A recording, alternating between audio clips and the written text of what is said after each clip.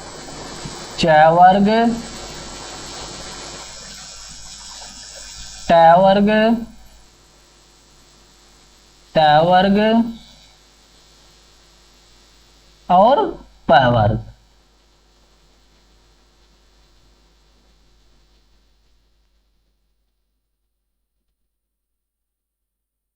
देख लेते हैं इसमें कौन कौन से व्यंजन वर्ण आएंगे। क, ख, ग, घ और अंग।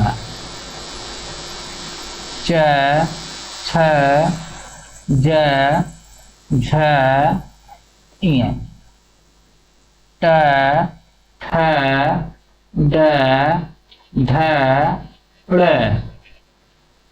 त, थ, द, ध, न, प, फ, ब, भ, म। ध्यान दीजिए, ये कुल कितनी संख्या इनकी हो गई? 25। कितनी संख्या हो गई? 25। इन व्यंजनों को क्या कहते हैं? स्पर्शी, स्पर्शी व्यंजन, स्पर्शी अथवा वर्गीय व्यंजन। देखिए हमने इनका जो है वर्गों में वर्गीकरण किया है, इसलिए इसे क्या कहते हैं? वर्गीय व्यंजन अथवा स्पर्शी व्यंजन। देखिए प्राय ये प्रश्न पूछा जाता है कि स्पर्श व्यंजनों की संख्या कितनी है, तो वहां पे हम कितनी बताएंगे? 25। कौन कौन से यहाँ पे हमने उल्लेख कर दिया है। अब दूसरा देखते हैं कि अंतस्थ व्यंजन।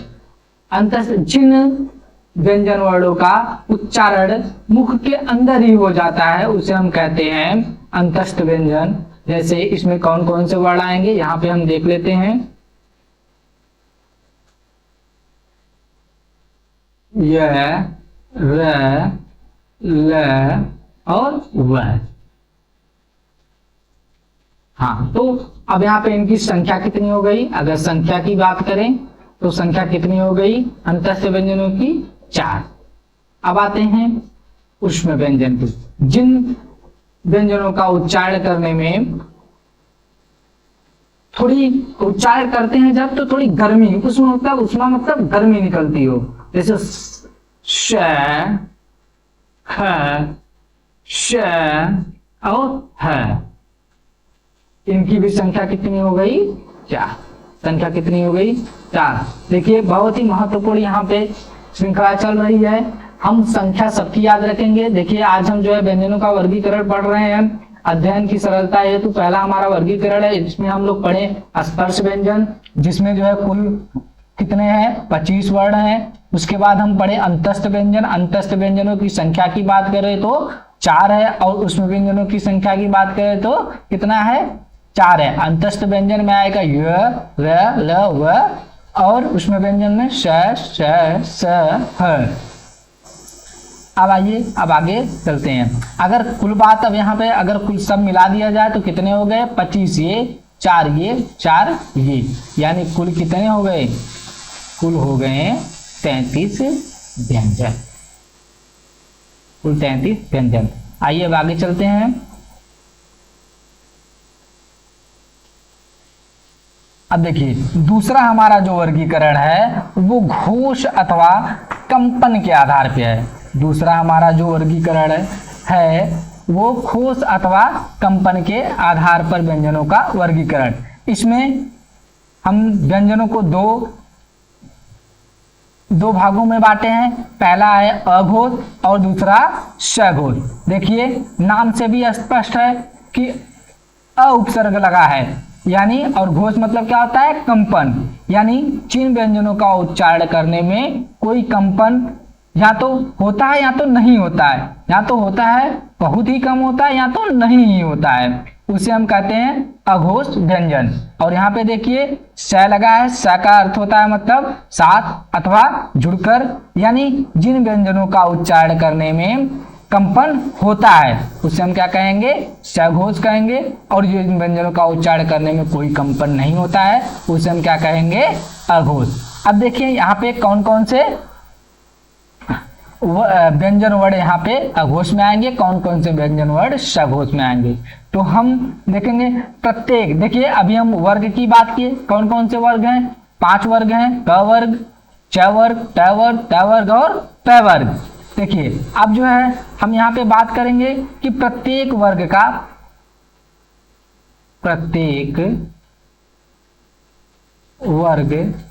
का पहला और दूसरा वर्ण।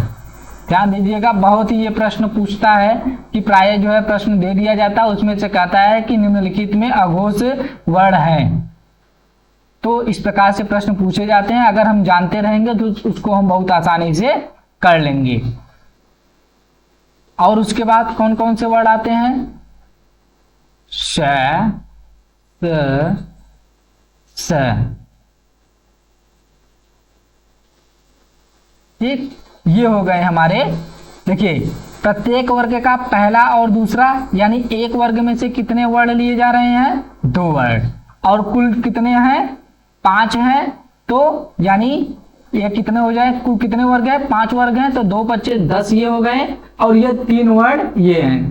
तो कुल कितने हो गए? यहाँ पे 13 वर्ण। कुल 13 वर्ण क्या है? अघोष में आएंगे। अब यहाँ पे सघोष की बात करें तो देखिए प्रत्येक वर्ग का तीसरा, चौथा व पांचवा वर्ण। पहला, तीसरा, चौथा और पांचवा वर्ण।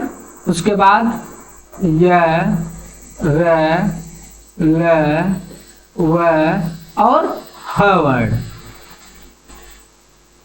और ध्यान दीजिएगा इस सभी स्वर ध्वनियां क्या होती हैं? सघोष। सभी स्वर ध्वनियां क्या होती हैं?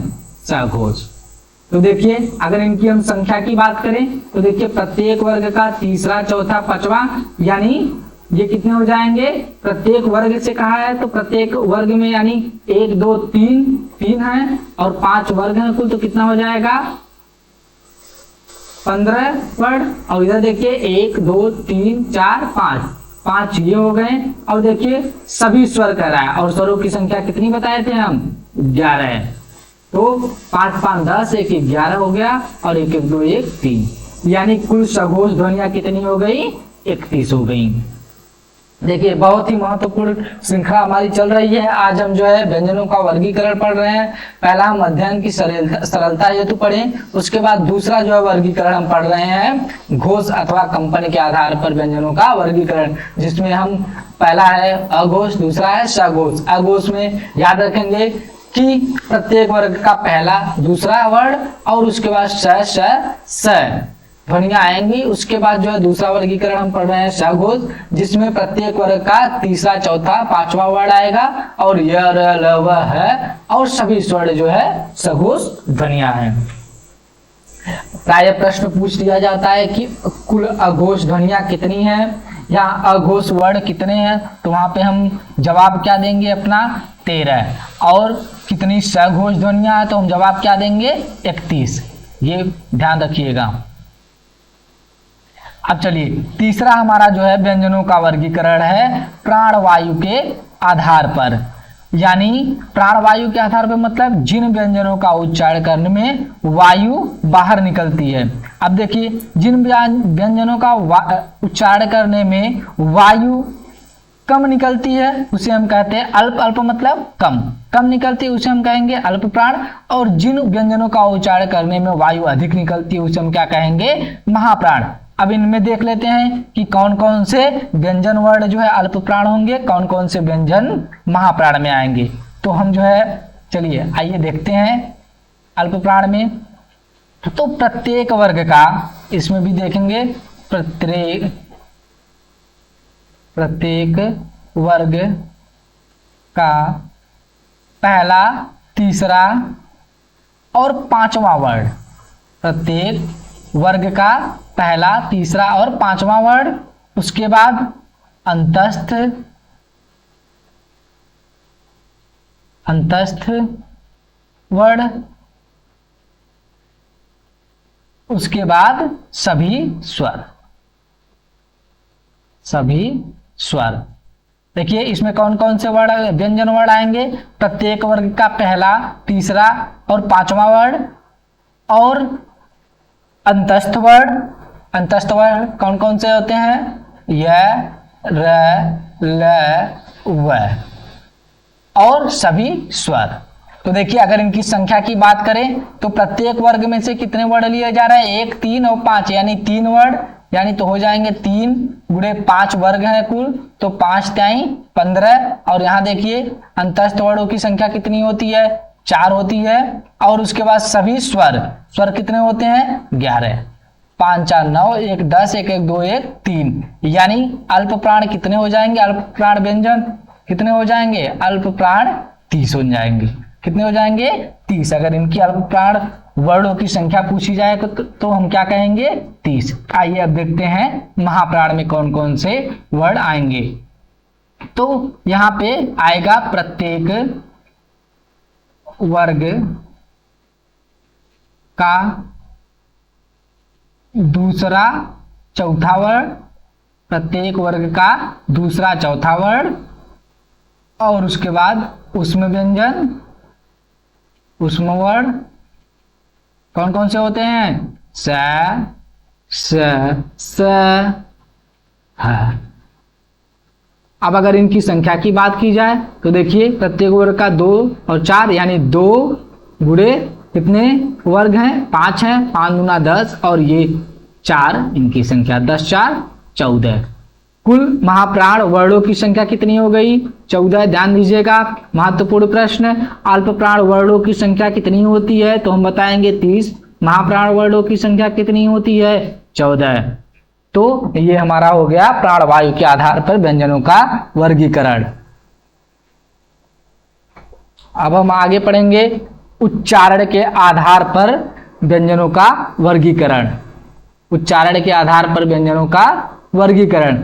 तो पहला देखिए अभी हम आगे पढ़ेंगे उच्चारण स्थान के आधार पर व्यंजनों का वर्गीकरण, और ये है उच्चारण। उच्चारण मतलब बोलने के आधार पर, यानी जो वर्ण हम उच्चारित कर रहे हैं वो बोल कहाँ से रहे हैं उसके आधार पर व्यंजनों का वर्गीकरण। और फिर उसके बाद बोलने का स्थान कौन कौन सा है उसके आधार पर वर्गीकरण होता है उच्चारण के स्थान पे। देखिए थोड़ा सा ही अंतर है लेकिन चीजें बदल जा रही हैं। तो ये है हिंदी भाषा। तो हम लोग जो है ध्यान रखेंगे यहाँ पे हमारा जो चौथा वर्गीकरण है व्यंजनों का, उच्चारण के आधार पर व्यंजनों का वर्गीकरण। इसमें पहला आता है स्पर्शी व्यंजन। तो देखिए इसमें स्पर्शी व्यंजन कौन कौन से वर्ण होंगे, अगर पहले देख लेते हैं कि कौन कौन से व्यंजन। स्पर्शी मतलब जिस व्यंजन को उच्चारण करने में हमारी जीवा किसी न किसी जो है मुख के किसी न किसी भाग को स्पर्श कर रही हो। तो इसमें कौन कौन से आएंगे? क वर्ग, क, ट, त व प वर्ग के प्रथम 4 वर्ण, प्रथम 4 वर्ण।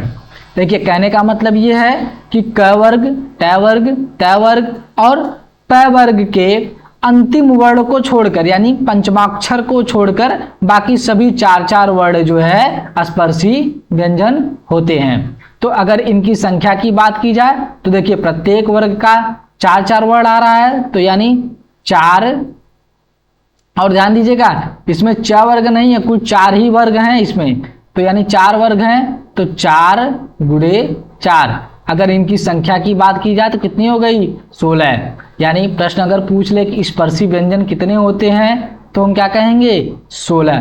देखिए अभी जो है कंफ्यूजन होगा कि स्पर्श व्यंजन तो 25 बताए थे, ये स्पर्शी कहाँ से आ गया? तो ध्यान दीजिए कि वो हम अध्ययन की दृष्टि से बताए थे। यहाँ पे अगर प्रश्न जो है स्पेसिफिक वो करेगा कि भाई उच्चारण के आधार पर स्पर्शी व्यंजन कितने होते हैं। प्रश्न को ध्यान से सुनिए, उच्चारण के आधार पर स्पर्शी व्यंजनों की संख्या कितनी होती है, तो वहां पे हम बताएंगे 16। अगर जो है सिर्फ पूछेगा स्पर्श व्यंजनों की संख्या कितनी है तो वहां पे हम बताएंगे 25। ये चीज आप ध्यान दीजिएगा, कंफ्यूजन वाली बात है, लेकिन कंफ्यूजन बिल्कुल भी ना हो, क्योंकि वहां पे अगर प्रश्न स्पेसिफाई करेगा, कहेगा कि भाई बताओ उच्चारण के आधार पर स्पर्शी व्यंजन कितने होते हैं, तो हम बताएंगे 16। लेकिन अगर कहेगा स्पर्श व्यंजनों की संख्या कितनी होती है तो वहां पे हम 25 बताएंगे। ये चीज ध्यान रखिएगा।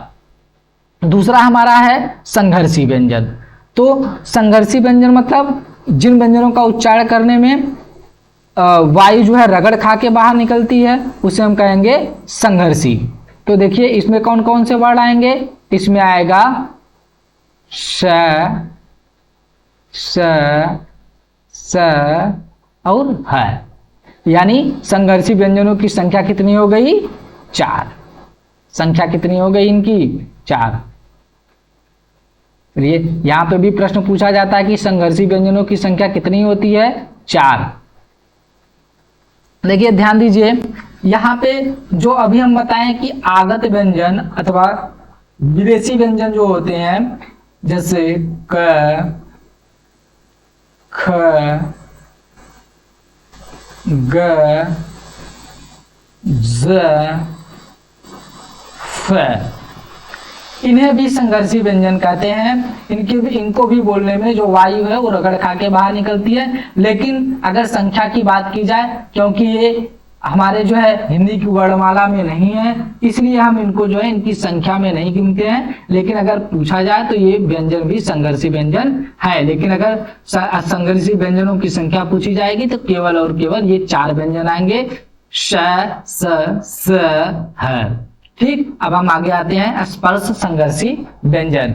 अब इनकी भी संख्या की बात करें, पहले देख लेते हैं इनमें कौन कौन से वर्ड आएगा। तो देख, इसमें जो है च वर्ग के प्रारंभ के 4 वर्ड, प्रारंभ के 4 वर्ड कौन कौन से होंगे, च, छ, ज, झ। देखिए ये 4 वर्ड हो गए, ये इससे क्या कहेंगे, स्पर्श संघर्षी व्यंजन। पूछ लिया जाएगा कि स्पर्श संघर्षी व्यंजनों की संख्या कितनी होगी, तो हम क्या बताएंगे, 4।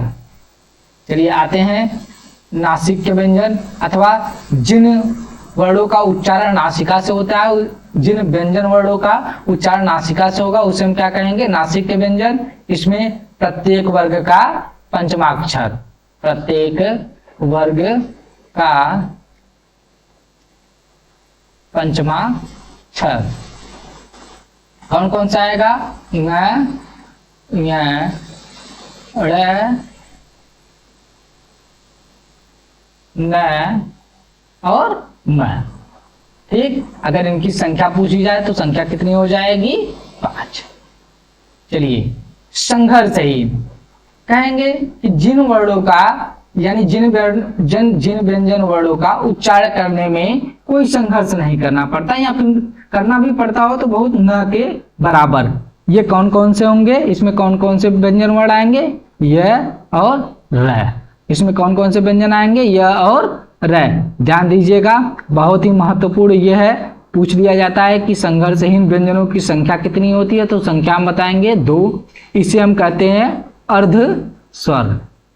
इसे हम और किस नाम से जानते हैं, इसे कहते हैं अर्ध स्वर।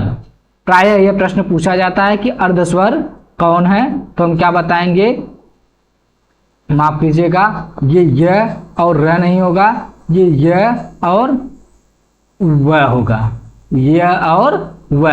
ये संख्या कितनी हो जाएगी इनकी, 2, और ये इन्हें अर्ध स्वर के भी नाम से जाना जाता है। अब हम आगे आएंगे अपने 6वें वर्गीकरण पे, तो यहाँ पे देखेंगे कि ये प्रकंपित अथवा लुंठित वर्ड, तो इनकी संख्या कितनी होती है, केवल और केवल 1 होती है। और इसमें कौन से व्यंजन वर्ड आएंगे, र। कौन सा व्यंजन वर्ड आएगा, र। संख्या कितनी हो जाएगी, 1। पार्श्विक व्यंजन कौन सा होता है, ल। अगर इनकी संख्या की बात पूछी जाए तो कितनी होगी, 1। देखिए द्विगुण और ताड़नजात, इसको हम लोग पढ़े ही हैं, अड़ और अढ़। ये हो गए हमारे। ध्यान दीजिए कि उच्चारण के आधार पे ये हमारा जो है व्यंजनों का वर्गीकरण हो गया। अगर इनकी संख्या, ये द्विगुण और ताड़नजात की संख्या की बात करें तो कितनी हो जाएगी, 2। बहुत ही महत्वपूर्ण है, इसको सभी लोग जो है याद कर लीजिएगा। अब हम अगला वर्गीकरण व्यंजनों का लेके आते हैं, पढ़ते हैं उच्चारण स्थान के आधार पर व्यंजनों का वर्गीकरण। उच्चारण के स्थान के आधार पर व्यंजनों का वर्गीकरण। देखिए बहुत से लोग क्या करते हैं कि हिंदी में जो है सूत्र के आधार पे जो है व्यंजनों का उच्चारण स्थान बता देते हैं, लेकिन क्योंकि हम जो है हिंदी पढ़ रहे हैं, क्योंकि हम पढ़ रहे हैं हिंदी भाषा पढ़ रहे हैं, और हिंदी भाषा में हम कोई भी सूत्र नहीं पढ़ते हैं, हिंदी भाषा में कोई भी सूत्र नहीं पढ़ते हैं, इसलिए हम यहाँ पे सूत्र के आधार पे जो है हम व्यंजनों का वर्गीकरण नहीं पढ़ेंगे। लेकिन हम आपको जो है ऐसी विधा बताएंगे, ऐसे तरीके बताएंगे कि जिससे जो है व्यंजनों का हम बहुत आसानी से जो है उनके उच्चारण स्थान को बता सकते हैं। जैसे देखिए यहाँ पे देखेंगे कि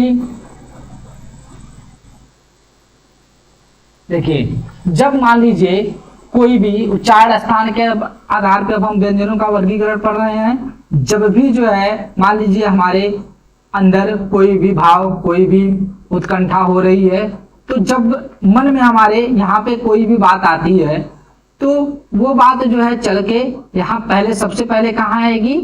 कंठ में। सबसे पहले कहाँ आएगी वो बात? कंठ पे। तो ध्यान दीजिए सबसे पहले कहाँ पे आएगी? कंठ पे। उसके बाद कंठ से होके बात कहाँ पे जाएगी? तालु पे। फिर तालु हमारा हलचल करेगा, फिर तालु के बाद पहुंचने के बाद ये मुर्दे के पास पहुंचेगा, वहां पे कंपन होगा।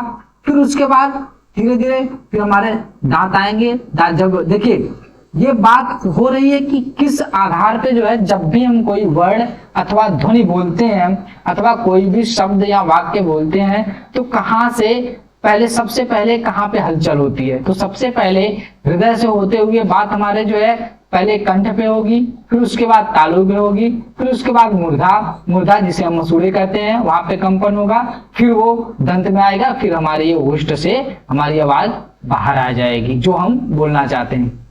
तो देखिए कहने का मतलब ये हमारा जो है बस खाली ये बताने का मतलब है कि सबसे पहले हम ध्वनि जो निकलेगी वो कहाँ से निकलेगी? कंठ से। सबसे पहले कहाँ आएगी बात? कंठ पे, फिर उसके बाद तालु, फिर उसके बाद मूर्धा, फिर उसके बाद दंत, फिर उसके बाद ओष्ठ। ये एक सीक्वेंस है जिसके आधार पे अभी हम उच्चारण के आधार पे जो उच्चारण स्थान जो है व्यंजनों का बताएंगे, क्योंकि देखिए इससे आसान हो जाएगा अगर यद्यपि हम ये बात समझ जाएंगे कि कोई भी बात कहाँ से कहाँ होकर जाके फिर उसके बाद वो बाहर निकलती है, तब हमें पढ़ने में ये उच्चारण स्थान और आसान हो जाएगा। हम आसानी से बता देंगे, हमें रटने की जरूरत नहीं पड़ेगी। इसलिए हम बार बार बता रहे हैं ये चीजें जो है रटने वाली नहीं है। बहुत से लोग क्या करते हैं रटी बातें जो है रट के जाते हैं कि हम कहेंगे कि भाई एग्जाम में बैठे हैं परीक्षा दे देंगे, लेकिन वहां पे जो है थोड़ा सा भी अगर इधर उधर होता है तो बातें हमें भूल जाती है। इसलिए हम जो है ऐसे तरीके से पढ़ेंगे कि बातें कोई भूले न, जो हम पढ़े हैं एकदम वो याद रहें। तो देखिए सबसे पहले बात आई कंठ पे, फिर उसके बाद तालु। अगर हम अपने जो है यही जो हम बात उच्चारित कर रहे हैं अगर देखें, सबसे पहले कंठ, फिर उसके बाद तालु, फिर मूर्धा, फिर दंत, फिर ओष्ठ। चलिए अब देखते हैं कि आधार लेने के बाद हमारा क्या फायदा होता है। चलिए अब इनका हम वर्गीकरण व्यंजनों का करते हैं। तो पहले देखिए ये इतने सारे वर्ड हैं, इसमें हम इसमें हम जो है स्वरों का उच्चारण स्थान भी समाहित करेंगे। सभी स्वर वर्णों का, सभी व्यंजन वर्णों का हम उच्चारण स्थान यहाँ पे समझेंगे। तो सर्वप्रथम हम यहाँ पे जो है देखिए वर्ड है, इतने जितने भी वर्ड होते हैं इनका हम सबका उच्चारण स्थान बताएंगे। तो सबसे पहले देखिए क्रम संख्या 1 पे आते हैं। पहले हम पहला देखते हैं। पहला देखते हैं तो देखिए यहां से हम क्या करेंगे, यहां से 2 वर्ड उठा लेंगे यहां से, और उसके बाद एक वर्ग यहां से उठा लेंगे। तो कौन कौन से वर्ड लिए? आ, सिर्फ पहला अगर याद हो जाएगा उसके बाद हम आसानी से सीक्वेंस से करते चले जाएंगे। आ लिए, उसके बाद क वर्ग लिए,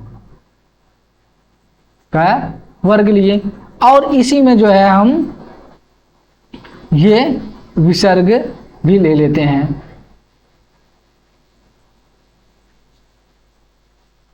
विसर्ग। देखिए सबसे पहले बात जो है, जब हम कोई बात बोलते हैं तो कहाँ पे पहुंचती है? कंठ से। कहाँ से वो पहुंचती है? तो कंठ से, यानी इसका उच्चारण स्थान क्या हो जाएगा? कंठ। और इसे क्या नाम देंगे? कंठ। क्या नाम देंगे? कंठ। देखिए अब जो है दूसरा आता है। देखिए पहला हो गया। अब हम जो है प्रत्येक स्वर से जो है दो दो वर्ड लेते चलेंगे, फिर उसके बाद एक एक वर्ग लेते चलेंगे। देखिए यहां से फिर अब दो वर्ड ले लेते हैं स्वर में से, ई, ह्रस्व ई, दीर्घ ई, फिर उसके बाद च वर्ग ले लेते हैं। फिर उसके बाद देखिए यहाँ पे ध्यान दीजिएगा भाई, ये हमने स्वर तो ले रहे हैं, उसके बाद जो है वर्ग से ले रहे हैं। तो भाई ये अंतस्थ और उसमें भी कर रहे हैं, भाई हमें भी ले लो। तो चलिए ठीक है, ले लेते हैं। एक जो है ले लेते हैं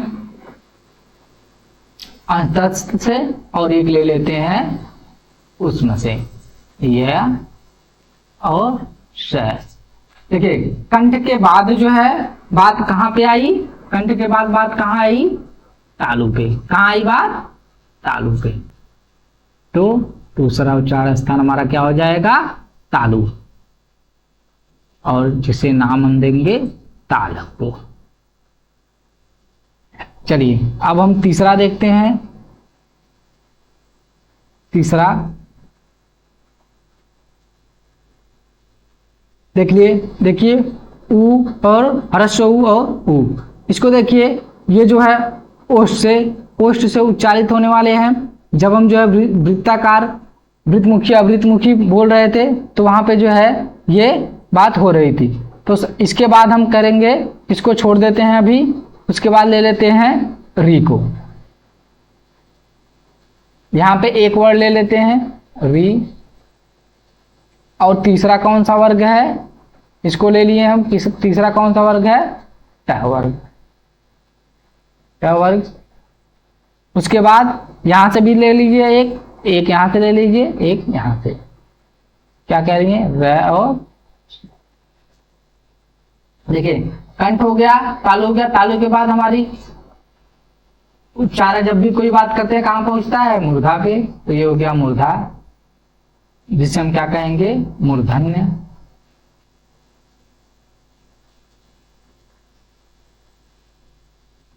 चलिए अब जो है चौथा आ जाता है।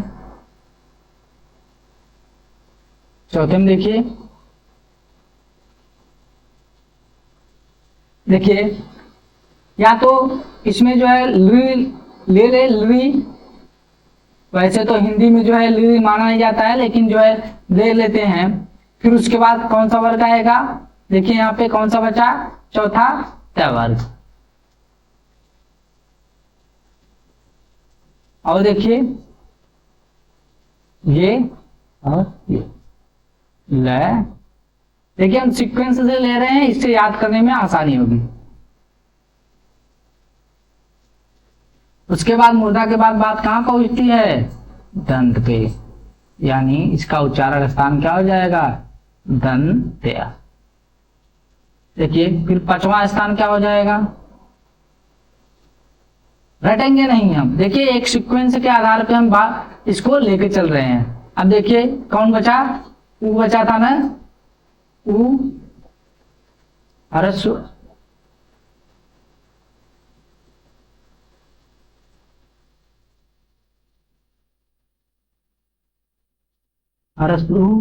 दीर्घ। फिर उसके बाद कौन सा वर्ग बचा है? प वर्ग।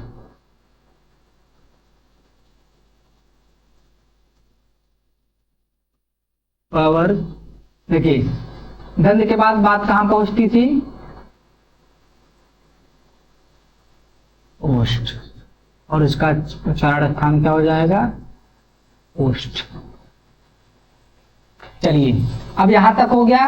5 चीजें हम लोग जो पढ़े थे, कंठ, तालु, मूर्धा, दंत और ओष्ठ। तो अब हम देखते हैं कौन कौन सा वर्ड बचा। ध्यान दीजिए यहाँ पे ए, ओ और औ। क्या क्या बचा? ए, ए, ओ और औ। चलिए इसको हम सीक्वेंस के रूप में लिख लेते हैं।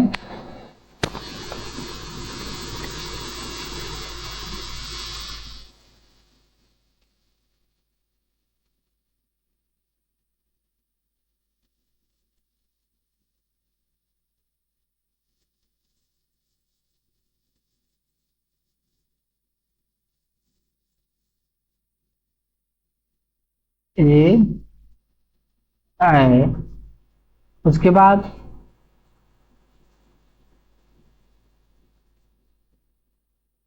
ओ, औ बचा। फिर उसके बाद क्या बचा है? व,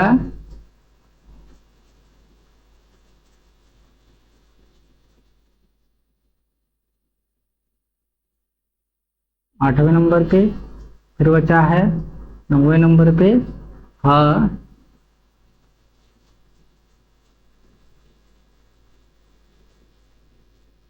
10वें नंबर पे क्या बचा है?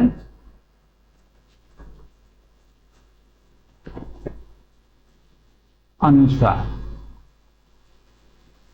ये अनुस्वार।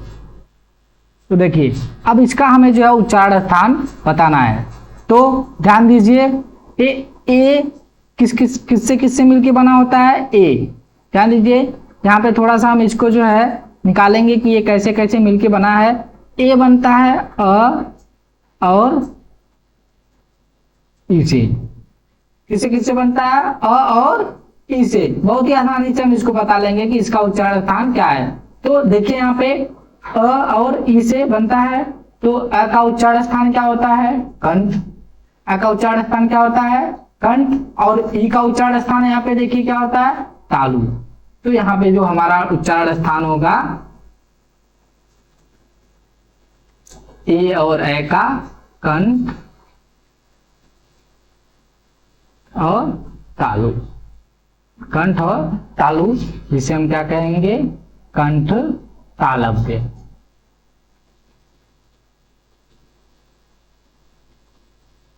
उसके बाद देखिए ओ किससे किससे मिलके बना होता है? उसके बाद ओ किससे मिलके बना होता है? देखिए ओ किससे मिलके बना होता है? अ और उ से। अ और उ से मिलके बना होता है। और औ किससे मिलके बना होता है? अ और दीर्घ उ से। तो देखिए इसका उच्चारण स्थान क्या हो जाएगा? इधर देखिए अ का उच्चारण स्थान कंठ और उ का उच्चारण स्थान क्या है? ओष्ठ। तो कंठ और ओष्ठ, कंठ और ओष्ठ। तो ये हो जाएगा कंठोष्ठ। चलिए ये हमारा हो गया ए है ओ। और देखिए ये इसको जो है याद करना पड़ेगा। वह का उच्चारण स्थान होता है दंत, ओष्ठ, जिसे हम कहते हैं दंतोष्ठ।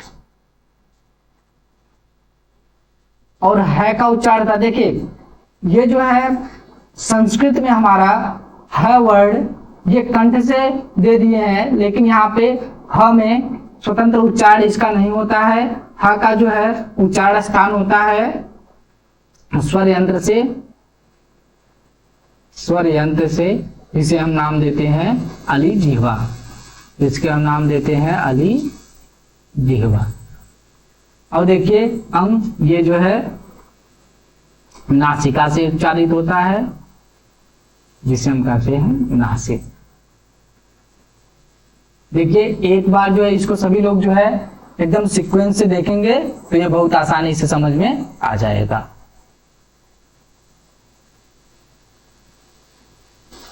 चलिए अब बात करते हैं हिंदी के अन्य वर्ड। अभी तक तो हम जो है ये हिंदी के मानक वर्ड पढ़े, उसके बाद जो है हिंदी के कुछ अन्य मानक वर्ड हैं जिसे जो है हम अब आगे पढ़ेंगे। तो पहला हमारा जो हिंदी का अन्य वर्ड है जिसे हम कहते हैं अयोगवाह। पहला क्या है? अयोगवाह। देखिए अयोगवाह की पहले जो है अगर संख्या की बात करें तो अयोगवाह की संख्या होती है दो। कितनी संख्या होती है, ये प्रश्न पूछा जाता है कि अयोगवा की संख्या कितनी होती है, दो। देखिए हिंदी में हमारे अयोगवा दो होते हैं और संस्कृत में अयोगवा चार होते हैं। संस्कृत में अयोगवा चार होते हैं, हिंदी में दो होते हैं। इस बात को हमेशा ध्यान रखिएगा। और कौन कौन से होते हैं, दो। एक होता है अनुस्वार और दूसरा होता है विसर्ग। दूसरा होता है विसर्ग। अगर इसके चिन्ह की बात करें तो अनुस्वार हो गया और ये विसर्ग। ठीक, चलिए इससे जो है कुछ महत्वपूर्ण बिंदु देख लेते हैं कि महत्वपूर्ण बिंदु क्या है। इसके कुछ महत्वपूर्ण बिंदु हैं। देखिए अभी हमने इसको जो है आगे भी बताए थे। ये जो अयोगवा होते हैं इनका प्रयोग व्यंजन वर्णों के साथ नहीं होता है। इनका प्रयोग व्यंजन वर्णों के साथ नहीं होता है। ठीक, उसके बाद ये केवल स्वर के साथ होता है। स्वर के साथ होता है। दूसरा महत्वपूर्ण बिंदु इसका है, इनकी सदैव दो मात्रा मानी जाती है। इनकी सदैव दो मात्रा, जिसको हम सिंबल के रूप में ऐसे लिखते हैं, मानी जाती है। ठीक, अब आगे हम जो है दूसरा हमारा अन्य वर्ण में आता है संयुक्ताक्षर। संयुक्ताक्षर में हम देखेंगे कि संयुक्ताक्षर यानी जो है एक से अधिक जो है व्यंजन वर्ण जिसमें मिले रहेंगे उसे हम क्या कहेंगे, संयुक्ताक्षर।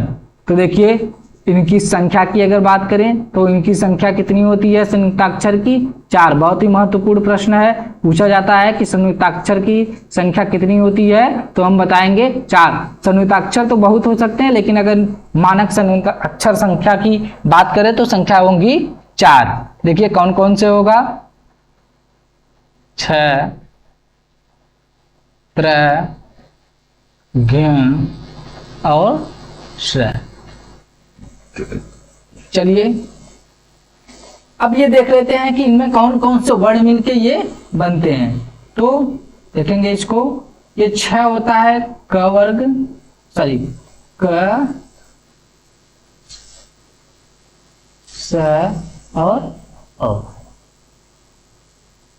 फिर उसके बाद त, र,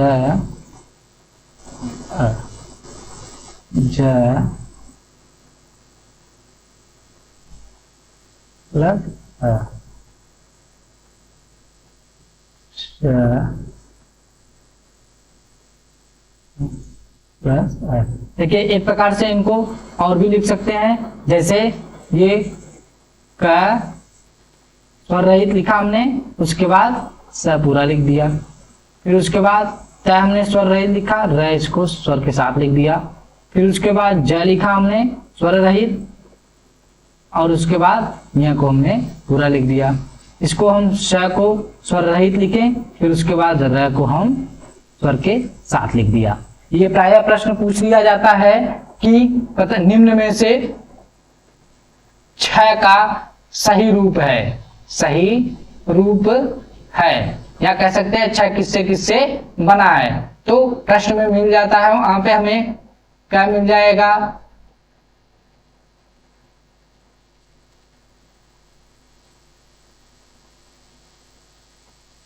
फिर उसके बाद ये मिल जाएगा,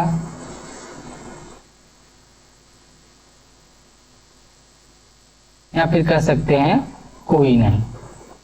तो ध्यान दीजिए यहाँ पे क देखिए ये स्वर रहित है, ये श में जो है अ मिला हुआ है, इसलिए यहाँ पे हमारा जो उत्तर सही होगा ये होगा। तो इस प्रकार से जो है प्रश्न हमारे पूछे जाते हैं। चलिए अब अगला आते हैं कि विकसित स्वर और अनुनासिक स्वर, या फिर जिसे हम कहते हैं चंद्र बिंदु। तो अगर इनकी संख्या की बात करें तो अगर इनकी संख्या की बात करें तो संख्या कितनी हो जाएगी, केवल एक होती है, और वो होता क्या है, जिसे हम कहते हैं चंद्र बिंदु। ये शिरोरेखा के ऊपर जो चांद की तरह आकृति होती है और उसके ऊपर अनुस्वार लगा रहता है। ये हो गया।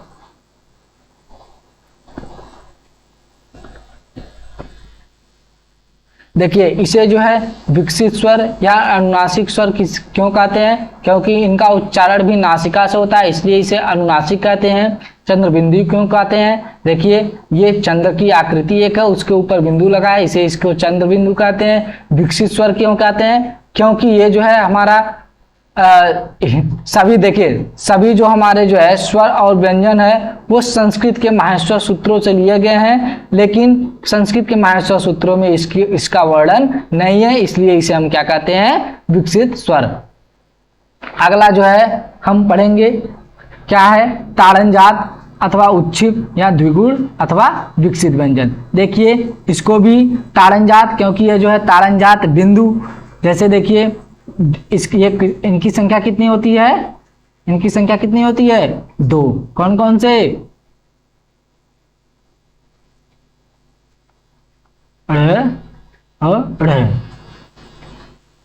ठीक। तो इसे ताड़नजात क्यों कहते हैं, क्योंकि ये देखिए ताड़नजात बिंदु है, उसके ऊपर हमारा वर्ण है। इसे उच्छिप्त क्यों कहते हैं, इसी ताड़नजात को उच्छिप्त भी कहते हैं। और ये द्विगुण क्यों है, क्योंकि ये 2 गुण रखता है, इसको हम इसकी आकृति जो है अगर ये हो जाएगा तो ये ड है, ये हो गया तो अड़ है, ऐसे ही अगर ये है तो ढ है, उसके बाद अगर बिंदु लग गया तो अड़ है। और विकसित क्यों कहते हैं, अभी हमने बताया कि ये जो है हमारे हिंदी में इसका विकास हुआ है, संस्कृत वर्णों में इसका उच्चारण नहीं था माहेश्वर सूत्र के, इसलिए इसे विकसित व्यंजन कहते हैं। चलिए अगला पॉइंट हमारा आता है विदेशी स्वर या आगत स्वर। विदेशी स्वर या आगत स्वर।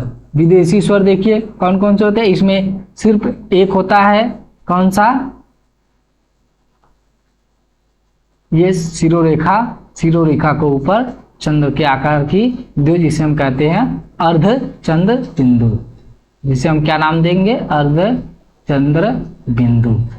ये कहाँ पे लगता है, जैसे देखिए क्यों इसे विदेशी स्वर कहते हैं, क्योंकि जो है इनका पारंपरिक स्वरों के साथ ये नहीं आते हैं, इसको हम जो है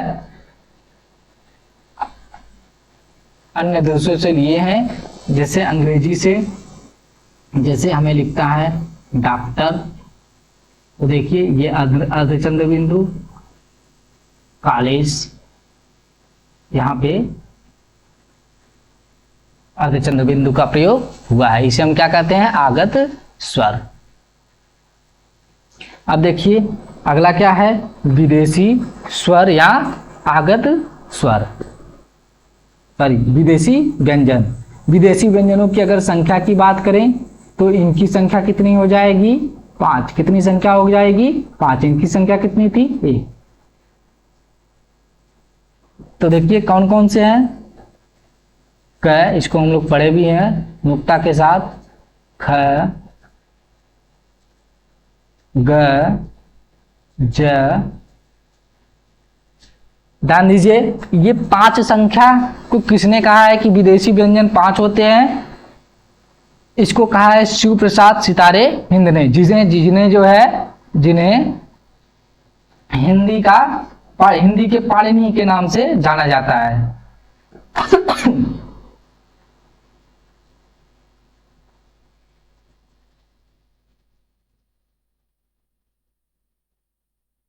किसने कहा है, शिव प्रसाद, इन्हें जो है सितारे हिंद की उपाधि मिली थी, सितारे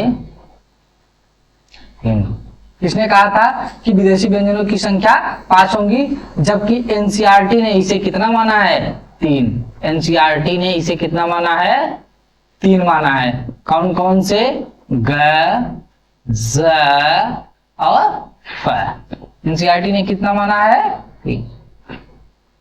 ध्यान दीजिएगा इसे एक और नाम से जाना जाता है, इन्हें क्या कहते हैं, जिह्वा मूली ध्वनि भी कहते हैं, इन्हें जिह्वा मूली ध्वनि भी कहा जाता है। इन्हें जीवामूली ध्वनि भी कहा जाता है। चलिए अब ये हमारी महत्वपूर्ण श्रृंखला लगभग खत्म होने वाली है व्यंजनों की। अब एक बहुत ही महत्वपूर्ण हम लोगों का बिंदु बचा है। अक्सर जो है वहां पे प्रायः कंफ्यूजन रहता है कि हमारे जो है हिंदी में कुल कितने वर्ड हैं। तो ध्यान दीजिए, अब हम इसको जो है बहुत अच्छे तरीके से इसको पढ़ेंगे कि हिंदी में कुल कितने वर्ड हैं, कौन कौन से वर्डों को कितनी कितनी संख्या है। तो ध्यान दीजिएगा कि हमने कुल स्वर कितने पढ़े हैं, कुल स्वर कितने हो गए 11। कुल स्वर कितने हैं 11। कुल व्यंजनों की संख्या हमने कितनी बात की अभी 33। कितनी व्यंजनों की बात संख्या की 33। तो देखिए इसको अगर हम जोड़ देंगे तो कितना हो जाता है 44। 44 को हम कहते हैं मूल वर्ण अथवा साधारण वर्ण, अथवा साधारण वर्ण। देखिए अब अगर प्रश्न पूछ लिया जाए कि हिंदी भाषा में मूल वर्णों की संख्या कितनी है, तो हम कहाँ क्या बताएंगे, वहां पे बताएंगे कितना 44। कितना बताएंगे 44। अगर जो है पूछ लिया जाए उसके आगे प्रश्न, अब हम उसके आगे जो है चलते हैं, अयोगवाह की संख्या कितनी होती है, अयोगवाह हम कितने बताएं 2। कितने बताएं 2। और उसके बाद अभी हम बात किए थे संयुक्ताक्षर की। संयुक्ताक्षर कितने होते हैं 4। संयुक्ताक्षर कितने होते हैं 4। और द्विगुण व्यंजन कितने होते हैं, द्विगुण कितने होते हैं 2। तो अब देखिए इसको जोड़ दीजिए, 4 2 6 4 10 2 12 फिर 4 1 5, ये 52 कुल हो गए हिंदी कुल वर्ड। अगर देखिए प्रश्न पूछ लिया जाए कि हिंदी में कुल वर्डों की संख्या कितनी है, तो हम कहेंगे 52। कितनी कहेंगे 52। देखिए यहाँ पे अगर मूल वर्डों की संख्या पूछी जाए तो कहेंगे 44। अगर हिंदी में कुल वर्डों की संख्या पूछी जाए तो कितना बताएंगे 52। देखिए यहीं पे जो है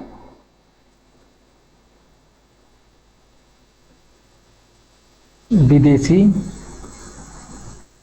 वर्ड की अगर बात करें तो आता है ग, ज, ह और एक आ।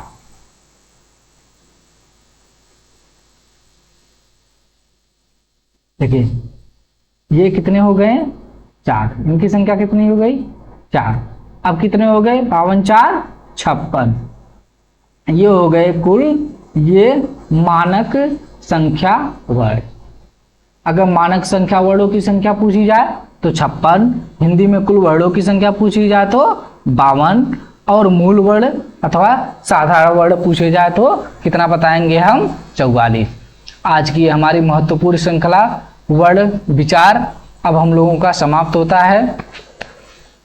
हम आशा करते हैं आप लोगों को प्रत्येक बिंदु अच्छे से समझ में आ गया होगा, और हम उम्मीद करते हैं आप हमारे जो है इस MBA आदित्य क्लासेस को बहुत अच्छे से जो है इसका लाभ उठा रहे होंगे। और हम आशा करते हैं हमारे इस चैनल को आप लाइक सब्सक्राइब और उसके बाद चैनल के बेल आइकन को आप दबा दीजिए, जिससे जो है आपको चैनल के लेटेस्ट नोटिफिकेशन आपको मिलते रहें। धन्यवाद।